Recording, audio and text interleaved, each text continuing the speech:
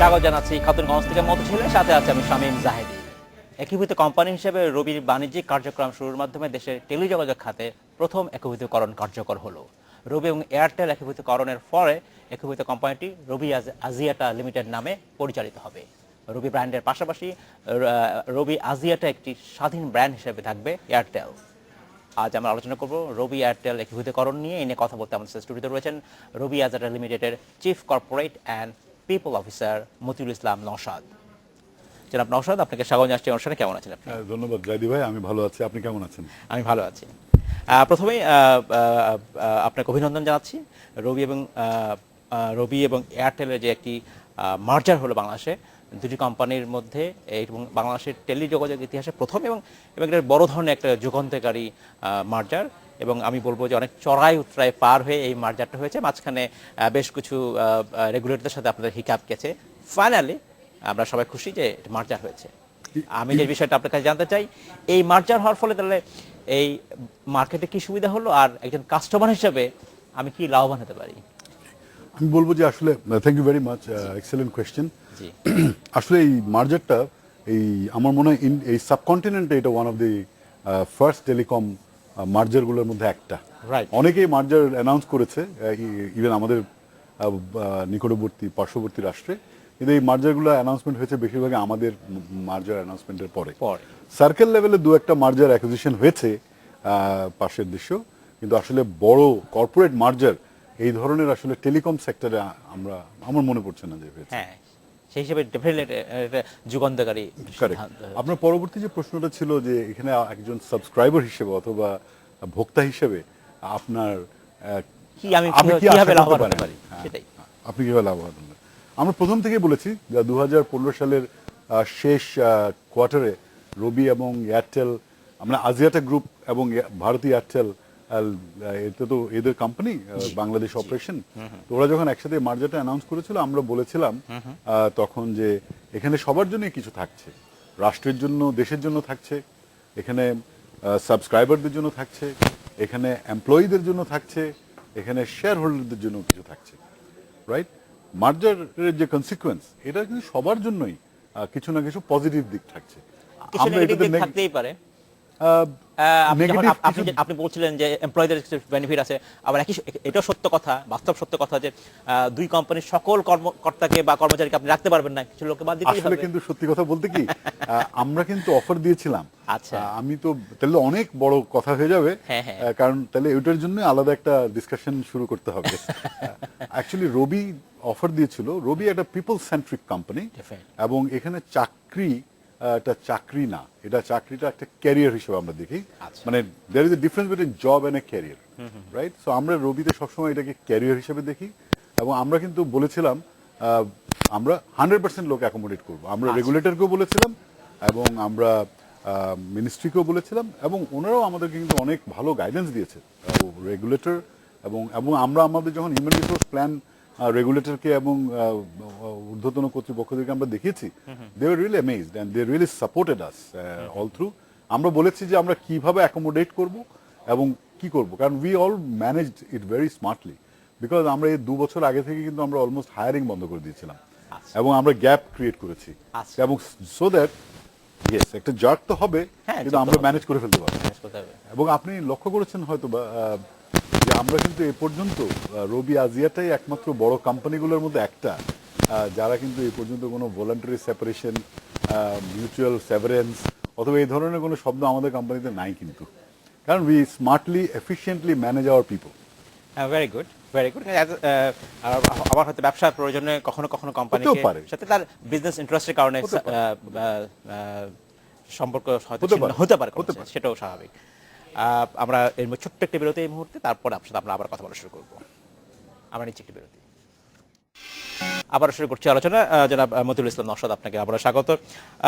আমরা কথা বলছিলাম রবি এবং এয়ারটেলের যে মার্জার হয়েছে, একীভূতকরণ হয়েছে, এর ফলে কাস্টমাররা কীভাবে বেনিফিট হচ্ছে। একটা কথা আমরা বলছিলাম যে যারা ইন্টারনাল পিপল, যারা আসলে কর্মচারী বা কর্মকর্তা ছিলেন, তাদের কি সে কথাটা আপনি বললেন, ব্যাখ্যা করলেন।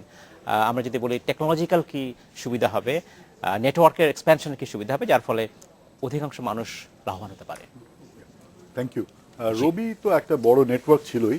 এয়ারটেল যে নেটওয়ার্কটা, সেই নেটওয়ার্কটা রবির সাথে গত 1.5 বছর 1 বছর ধরে, সিন্স আমরা যখন থেকে আমাদের মার্জারটা আমরা নর্মাল অনুমতি পেয়েছিলাম যে আমরা কার্যক্রম শুরু করতে পারি, তখন থেকে আমরা নেটওয়ার্কে ইন্টিগ্রেশন করছিলাম।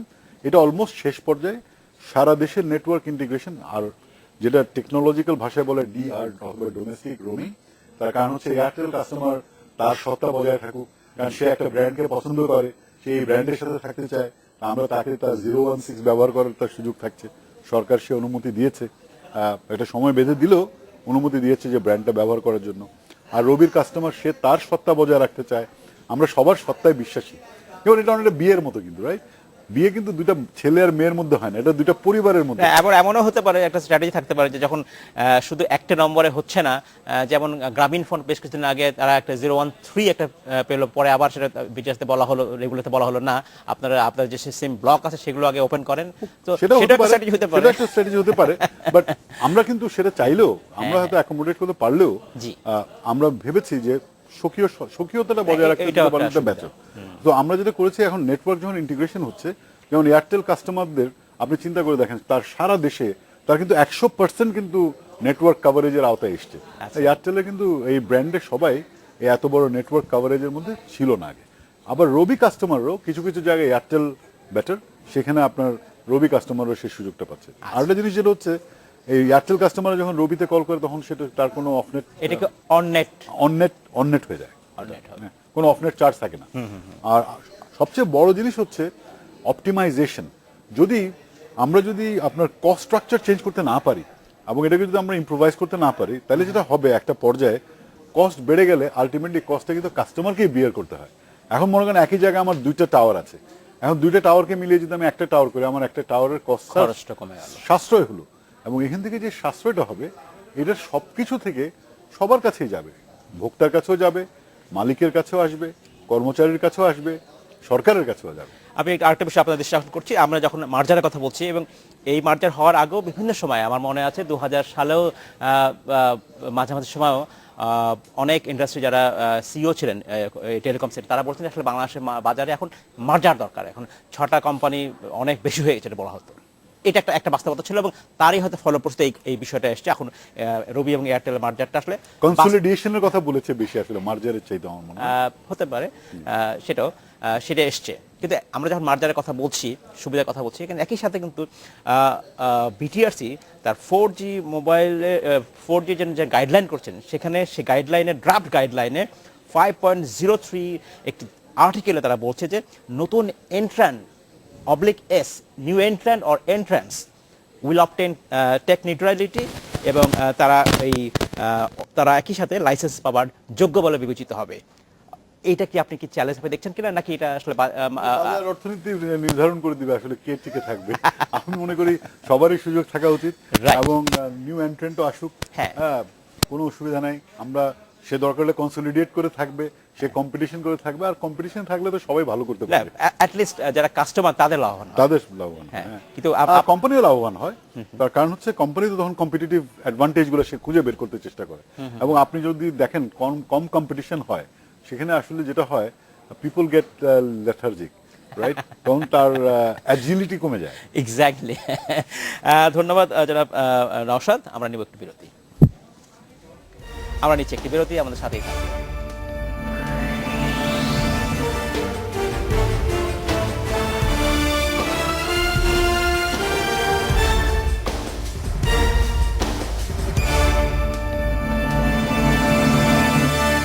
স্বাগত আরেকবার খাতুনগঞ্জ থেকে মধ্যশিরা। আজ আমরা আলোচনা করছি রবি এয়ারটেল একীভূতকরণ নিয়ে কথা বলতে আমাদের সাথে স্টুডিওতে রয়েছেন রবি এয়ারটেল লিমিটেডের chief corporate and people officer Matiul Islam Naushad. Naushad, আপনাকে স্বাগত জানাচ্ছি আরেকবার। আমরা কথা বলছিলাম যে দুই কোম্পানির যে মার্জার হলো বাংলাদেশের টেলিকম ইন্ডাস্ট্রির জন্য একটা মাইলস্টোন আমরা বলতে পারি, মাইল ফলক আমরা বলতে পারি। সেই হিসাবে যদি বলতে পারি যে আসলে মূল লক্ষ্যই হচ্ছে, আমরা বলছি যে কাস্টমার কীভাবে বেনিফিট হতে পারে, আমরাও বলছি, আপনিও বলছেন, সে কথাটা হচ্ছে কোয়ালিটি অফ সার্ভিস। মোবাইল ফোনের কোয়ালিটি, সার্ভিস কোয়ালিটি নিয়ে আমরা অনেক কথা বলি আজকাল, বলি কল ড্রপ হচ্ছে হার হামেশায়, ডাটা স্লো হচ্ছে। তো এইটার তাহলে যখন মার্জ হবে দুটো কোম্পানি, তখন এই মার্জ হয়ে গেছে, মার্জ হওয়ার ফলে এটি বাংলাদেশে এখন দ্বিতীয় বৃহত্তম মোবাইল ফোন অপারেটর। এই কোয়ালিটি অফ সার্ভিস দেওয়ার ক্ষেত্রে আপনার দায়িত্ব আসলে বেড়ে গেল। এক্ষেত্রে বড় চ্যালেঞ্জটা কি? আসলে কোয়ালিটি অফ সার্ভিসের দায়িত্ব তো সমানভাবে সব অপারেটরের উপরে প্রথম, দ্বিতীয়, তৃতীয় এবং চতুর্থ হিসেবে আসে না। বাট আমাদের সবারই কোয়ালিটি সচেতন হতে হবে। আমাদের রেগুলেটর, আমাদের ডিসিশন মেকারস, পলিসি মেকারস, আমরা এবং অর্গানাইজেশনগুলো, কোম্পানি, প্রত্যেকটা কোম্পানি কিন্তু এই ব্যাপারে সচেষ্ট। কোয়ালিটি অফ সার্ভিস ভালো রাখার জন্য সবচেয়ে বেশি দরকার যেটা, যথেষ্ট পরিমাণে স্পেকট্রাম।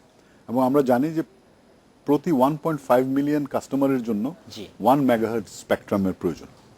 সো সেই হিসাবে যদি আমরা হিসাব করি টোটাল নাম্বার অফ কাস্টমারকে আমাদের কত মেগাহার্টজ স্পেকট্রাম আছে পার 1.5 মিলিয়ন কাস্টমারের জন্য, তো ঠিক সেখানে হয়তো দেখা যাবে সেখানে একটা গ্যাপ থাকতে পারে।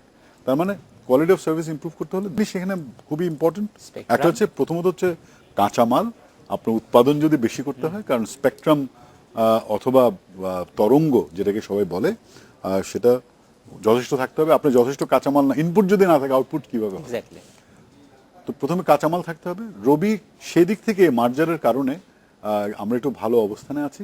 সো কারণ যেহেতু আমাদের স্পেকট্রাম যথেষ্ট পরিমাণ আছে in line with our customers, total number of subscribers, so আমরা automatically better quality of service দিতে পারার কথা। বেশি স্পেকট্রাম বা তরঙ্গ পাচ্ছে বলে আমাদের তরঙ্গ বেশি আছে। অন্যদের যাদের তরঙ্গ কম আছে তাদেরকে তরঙ্গ আরো কিনতে হবে। আরেকটা জিনিস খুবই ইম্পর্টেন্ট, সেটা হচ্ছে আমরা সবাই জানি যে স্পিডের জন্য ফাইবার অপটিক, তাই না? আপনার এটা খুবই ইম্পর্টেন্ট। আর সারা দেশে আমরা আমাদের কানেক্টিভিটি এবং ফাইবার যদি সারা দেশে যদি সমানভাবে না হয়, রাইট, আপনার গাড়ির বডি এবং ইঞ্জিন এবং চাকা এবং সব যদি ঠিকভাবে না ঘুরে একই সিনক্রোনাইজড ওয়েতে না চলে, তাহলে আমার তো মনে হয় এটা একটা বিশাল একটা সমস্যা তৈরি করবে। এখানে আমি আবার রিপিট করতে চাই যে যেহেতু মোবাইল কোম্পানিগুলোকে এগুতে হবে অনেক বেশি, আপনি দেখেন প্রায় 12-13 বছর লাগলো আমাদের 2G থেকে 3G তে আসতে। 3G থেকে আমরা কিন্তু 4G তে যাচ্ছি, কিন্তু আরো অনেক ফাস্টার। এরপরে আমরা আরো ফাস্টার যাব। বাংলাদেশ কিন্তু বারবার মানুষকে কিন্তু অবাক করেছে, এক্সিডিং ইটস পারফরমেন্স। আপনি সেই ক্রিকেট বলেন, আর আপনার আরএমজি সেক্টর বলেন, আর মোবাইল টেলিকম অপারেশনই বলেন না কেন, আমরা যে প্ল্যান করে যে এসছে, বাংলাদেশ সবসময় সেটাতে এক্সিড করে। আমার মনে হয় আমাদের যেটা চাই আমরা সেটা হচ্ছে ফাইবার। আমি জানি যে এনটিটিএন অপারেটররা ওরা ফাইবার ওরা করছে, একই সাথে যদি আমি মোবাইল অপারেটরদের জন্য এই সুবিধাটা উন্মুক্ত করে দেই, তাহলে এনটিটিএন অপারেটররা, আমরা সব জায়গায় বলি market force, right, market force will determine the market.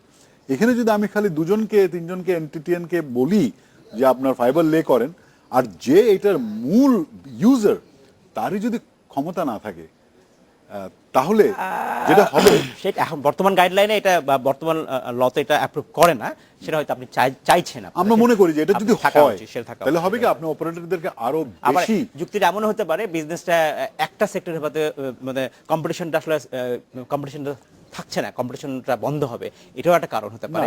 কম্পিটিশনকে আপনি উৎসাহিত করতে চাইলে এটা থাকা উচিত।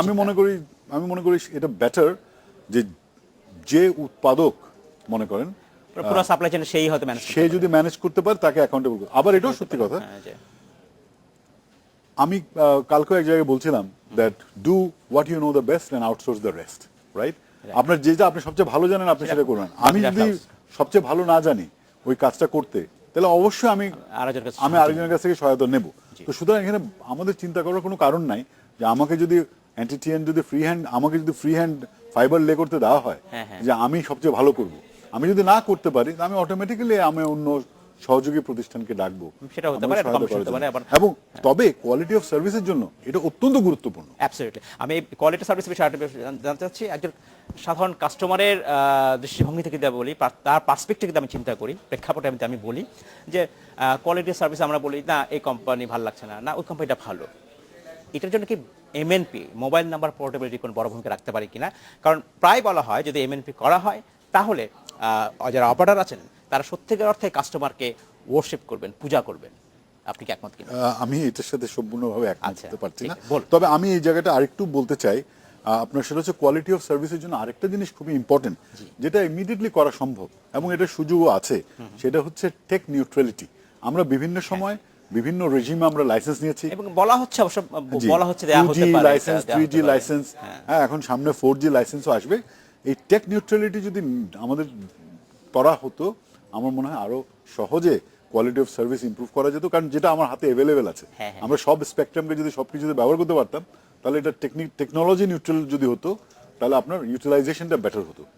আর আরেকটা জিনিস যেটা এমএনপি এর কথা বলতে পারি, এখানে তো একটা সুইচিং কস্ট থাকবে, Definitely থাকবে। এটা তো ফ্রি হবে না। free হওয়ার আমার কথা আজকে ইচ্ছা আমি এখানে থাকবো, কালকে ইচ্ছা ওখানে চলে যাবো, সেটা তো করবে না। There will be switching cost. হ্যাঁ, ডেফিনেটলি কাস্টমার সেন্ট্রিক তো সব অর্গানাইজেশনে। আপনি দেখেন প্রত্যেকটা অর্গানাইজেশনের মূলনীতির মধ্যে customer is exactly, but again যখন কোম্পানিগুলোর মধ্যে যদি অপারেটরের মধ্যে এক ধরনের কার্টেল হয়ে যায়, তাহলে কিন্তু সাধারণ মানুষ বেনিফিট হতে পারে না। এই কারণেই কিন্তু এমএনপি, এবং এমএনপি এমন নয় যে বাংলাদেশে প্রথম আসছে পৃথিবীতে, তা তো নয়। তবে যেসব কেন এত সময় লাগছে? আজ থেকে প্রায় 15 বছর ধরে কথা হচ্ছে, কেন দেরি হচ্ছে? আমরা এটাকে সাধুবাদ জানাই এমএনপি হোক, কিন্তু এটা দিয়েই যে আপনার কোয়ালিটি অফ সার্ভিস ইমপ্রুভ করবে, one of the factors that might help you actually. let us try it. We that's always welcome changes. আমি আরেকটা বিষয় প্রশ্ন আপনাকে করতে যাচ্ছি যে আমরা বলছি যে মার্জার নেই, যেহেতু আমরা কথা বলছি যে একীভূতকরণ যেটা কোম্পানি হলো, আমি প্রশ্ন করেছি আপনাকে যে সাধারণ যারা কাস্টমার তারা কি হলো লাভবান হবে। আমি যদি বলি রবি আজিয়াটার যারা শেয়ার হোল্ডার তারা কি হলো লাভবান হবে, অর্থাৎ কোম্পানি অ্যাজ এ কোম্পানি আপনারা কীভাবে লাভবান হবেন, সেটাও তার চ্যালেঞ্জ রয়েছে, যেহেতু আপনি দ্বিতীয় বৃহত্তম মোবাইল অপারেটর হচ্ছেন। এখনও যদি আমরা রেভিনিউ হিসাবে চিন্তা করি, বাংলাদেশের এক নম্বর বড় মোবাইল ফোন অপারেটর, গ্রামীণের প্রায় 50% তার রেভিনিউ আর্নিং হয়, এবং রবি এয়ারটেল 25% মতো আসছেন, বাংলালিংক প্রায় 20%, টেলিটক 4.3% মতো। এই ক্ষেত্রে আপনি আপনার শেয়ার হোল্ডার, মার্কেট শেয়ার কথা বলছেন, আপনি আপনার শেয়ার হোল্ডার কিভাবে সাহায্য করবেন? রেভিনিউ না, মার্কেট শেয়ার বলে। মার্কেট শেয়ার, এটা মার্কেট শেয়ার, আমি দুঃখিত, মার্কেট শেয়ার যদি হবে, রাইট।